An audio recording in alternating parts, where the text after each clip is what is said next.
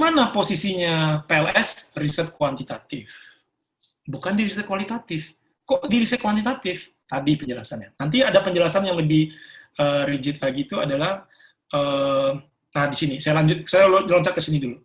Nah, bahwa di dalam riset kuantitatif, itu data itu ada dua jenis secara garis besar.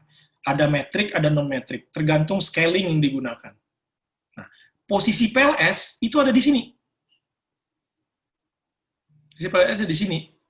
Kok bisa posisi PLS ada di sini? Nah, penjelasannya begini Bapak Ibu. Ini saya tambahkan simpelnya begini, bahwa tadi saya katakan statistika itu akan berguna untuk mencapai manfaat riset itu secara apa tuh manfaat riset tadi itu, bahwa ingin mengejar yang namanya generalisasi karena atau mengejar validitas internal. Nah, tapi statistika posisinya ada pada external validity berupa generalisasi.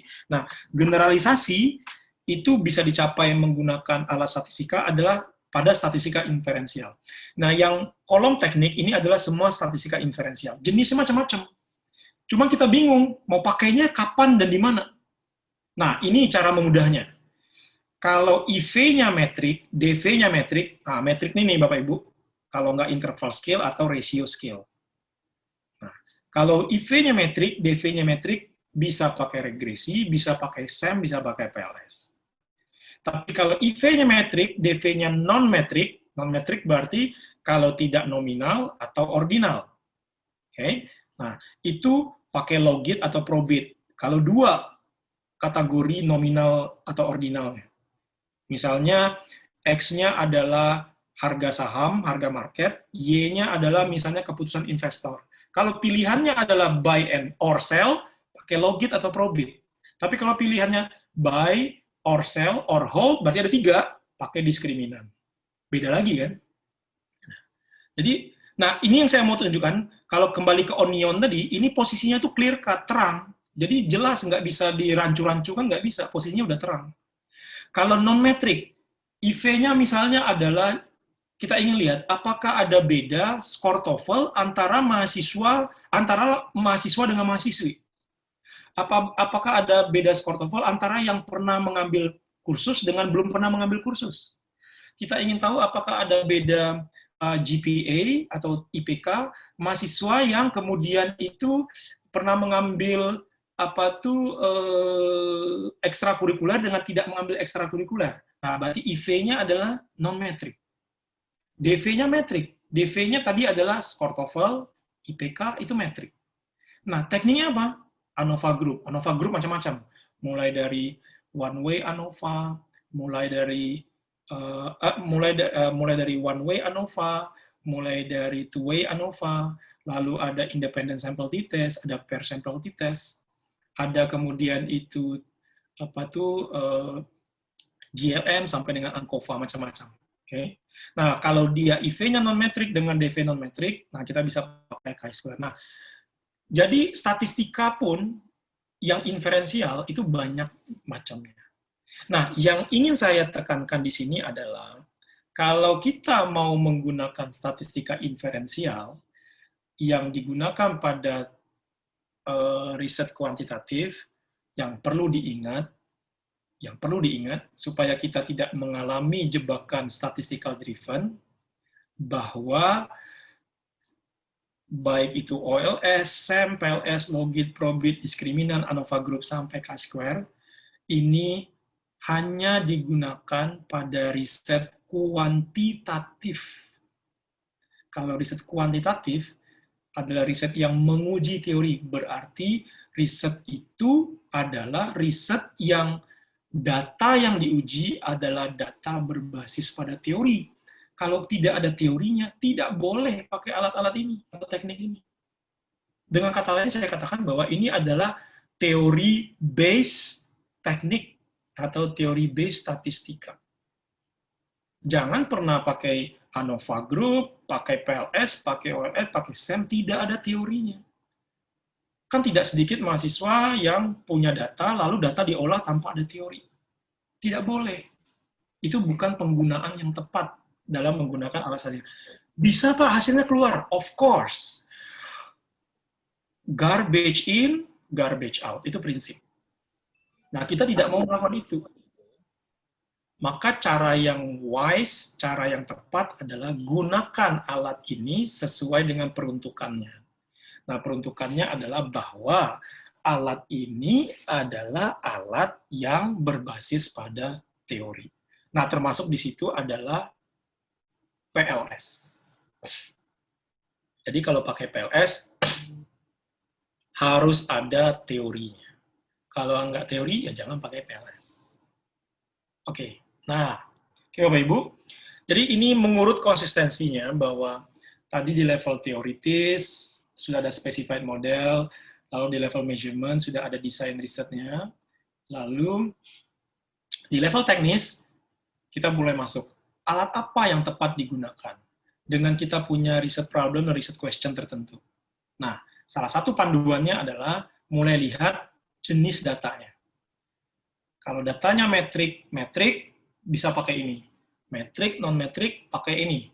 Non-metrik, metrik, pakai ini. Kalau non-metrik, pakai apa? Nah, sekali lagi bahwa di sini saya akan katakan bahwa bukan berarti ketika saya meletakkan OLS, SEM, dan PLS ini di paling atas, kalau begitu ini alat yang paling canggih, Pak, paling bagus. No, tidak. Jadi tidak ada one fit for all, itu nggak ada. Yang ada adalah bahwa setiap alat ditujukan pada riset problem tertentu. Maka isunya adalah gunakanlah alat atau teknik statistika yang tepat untuk riset problem tertentu. Jadi kalau tadi masih ada mindset, wah kalau S1 bolehlah regresi, kalau itu enggak. Kita menggunakan karena kita memang membutuhkannya dan itu tepat untuk peruntukannya. Satu lagi yang terpenting adalah bahwa riset itu metodologi riset punya prinsip. Prinsipnya adalah parsimoni. Parsimoni itu maknanya adalah kalau kita bisa menuntaskan sebuah pekerjaan dengan cara yang paling simpel, kenapa tidak? Kenapa harus menggunakan cara yang rumit? Sama dengan riset, ketika riset proses itu bisa diselesaikan dengan cara yang mudah, cara yang simpel, kenapa kita harus menggunakan teknik yang rumit?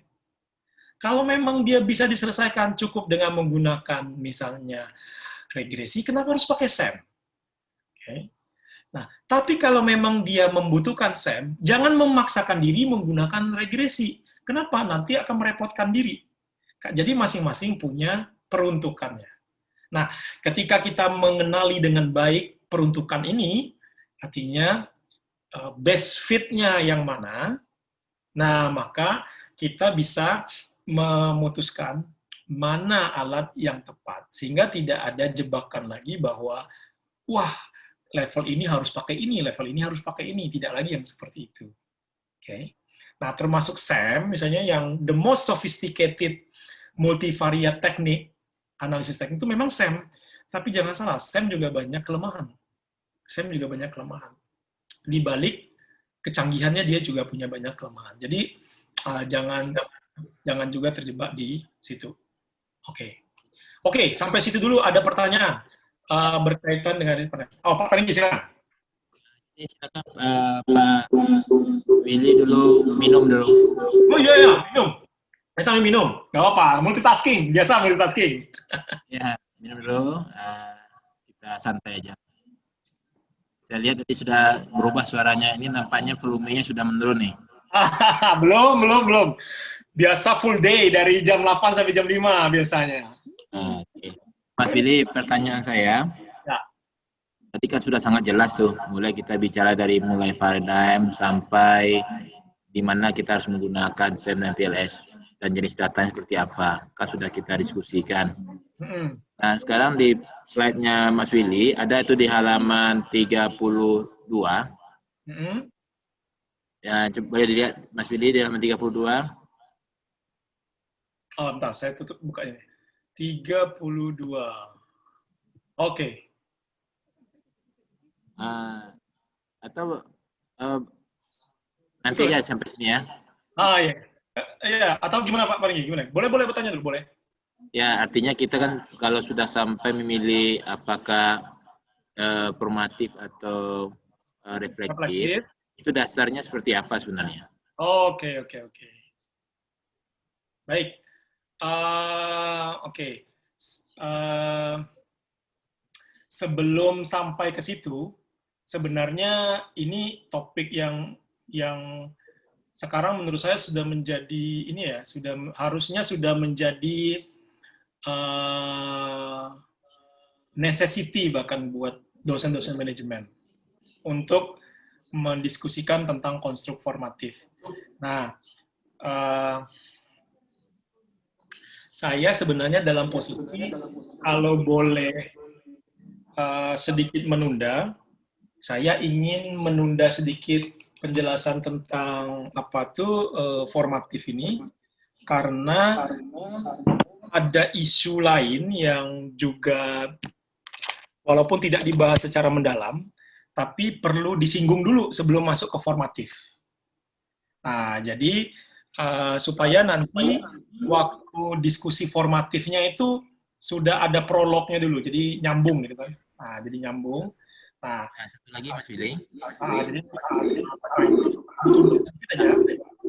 Jadi saya akan Ya, masuk jadi ke apa namanya, kita kan nanti jam 10.45 akan simulasi.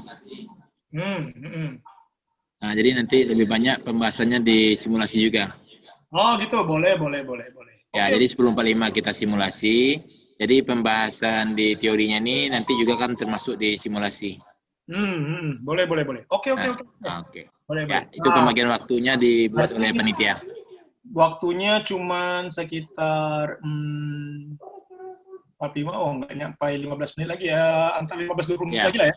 Oke, oke. Kalau ya, begitu nanti bisa dilanjutkan penjelasan, tapi sambil ini ya, sambil apa tuh, sambil apa tuh saya menjelaskan beberapa hal yang nanti bisa di ini ya, bisa disambung ininya, sambung ya, penjelasan dengan itu ya. Oke, oke. ya. Baik. Uh, Oke. Oke. Saya masuk dulu sebelum ke formatif. Gini, setelah tadi ada beberapa hal yang mungkin agak skip-skip ya. Jadi tadi udah jelas ya kenapa kita menggunakan apa tuh statistika ya. Lalu PLS itu posisinya di mana udah terjawab. Nah, saya nyinggung aja, ini disenggol kata orang, ini disenggol aja. Jadi saya ingin senggol pertama adalah ada berbagai macam strategi riset, kapan kita menggunakan survei, eksperimen, dan segala macam. Tadi saya sudah singgung posisi survei dan eksperimennya. Nah, nanti ini bisa dielaborasi, kalau mau detail bisa baca buku Yin tahun 2014. Ini bukunya tentang tentang case study terutama. Tapi di sini dibagi bagaimana memposisikan desain riset itu seperti apa, dikaitkan dengan riset purpose dan riset objektif. Harus mulai bisa membedakan riset purpose dengan riset objektif. Riset purpose hanya ada 3. Satu itu explore, kedua itu describe, ketiga itu explain. Maka ada yang namanya eksplorasi, exploratory, ada yang namanya deskripsi atau deskriptif, ada yang namanya eksplanasi. Nah, riset purpose ini desainnya akan berbeda. Nah, lalu kita akan memilih kemana itu kan, sehingga kualitatif itu akan posisinya di mana. Deskriptif bisa di tengah-tengah, bisa di kuanti, bisa di kualitatif. Tapi yang namanya explore itu pasti di kualitatif. Kalau explain, eksplanasi itu pasti di kuantitatif. Desain apa yang tepat untuk eksplanatif? Lalu riset question apa yang tepat untuk eksplanatif, riset question apa yang tepat untuk deskriptif, dan riset question apa yang tepat untuk eksploratif. Nah, ini pertanyaannya nanti bisa dielaborasi. Saya senggol aja gitu kan. Kemudian, karena audiennya adalah kawan-kawan akademisi, yang penting adalah ini mungkin hal yang common antara type 1 sama type 2 errors. Tapi ini penting untuk disampaikan karena kita sering mengalami situasi ini. Dan kadang-kadang kita mengabaikan type 1, type 3 itu kayak type 1, type 2 tuh kayak ya udahlah lewatin aja karena ini kayak sesuatu yang taken for granted. Tapi sebenarnya konsekuensinya sangat besar dalam riset. Pengalaman saya menjadi reviewer dan editor dan saya menerbitkan jurnal juga, tidak sedikit reviewer yang kemudian itu mengkritisi berkaitan dengan type 1 dan type 2 error. Oke, apalagi kalau jurnalnya sudah Q3 atau Q2 lah ya, biasanya mereka minta ini kayaknya punya potensi type 1 error dan type 2 error, lalu bagaimana Anda menjelaskan? Misalnya begitu. Nah, saya pikir type 1 sama type 2 ini sudah common. Nah, saya ingin menyampaikan ini type 3. Type 3 ini yang mungkin relatif baru. Saya bilang relatif baru, sebenarnya artikelnya udah lama. Artikelnya sudah 5 tahunan ya, tapi mungkin jarang didengar type 3 error. Jadi type 3 error ini adalah, saya punya artikelnya, kalau mau nanti saya bisa share. Simpelnya begini, type 3 error itu adalah peneliti mengalami kesalahan dalam riset itu ketika menjawab masalah riset yang salah dengan metode yang benar. Kan anomali kan? Coba bayangin. Menjawab masalah yang salah tapi dengan metode yang benar. Jadi metodenya benar, masalahnya salah. Itu kan lucu tuh. Padahal kan harusnya dudukkan dulu masalah, baru nanti pilih metode yang benar, sehingga klop. Ini enggak, kita masalahnya salah, lalu jawab dengan metode yang benar. Nah, ini yang kemudian itu, nah, salah satu fenomena di dalam type 3 error, ini kaitannya dengan statistika secara umum, khususnya adalah PLS, ini yang disebut dengan, saya sebut di sini adalah, sebentar.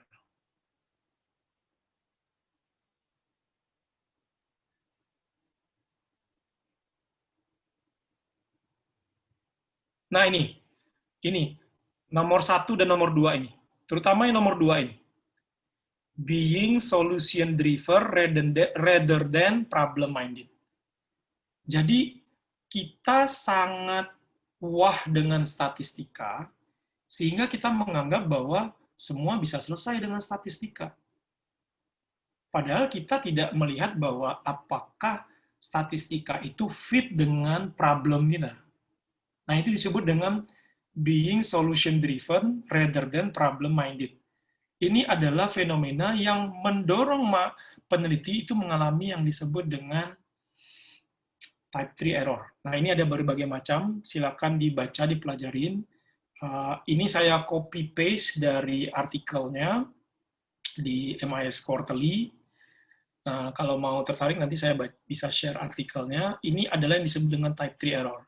Nah, salah satu type 3 error itu fenomenanya adalah terkait dengan penggunaan statistika. Dan ini juga disinggung juga oleh Behling tadi di awal. Kita terlalu luas dengan statistika.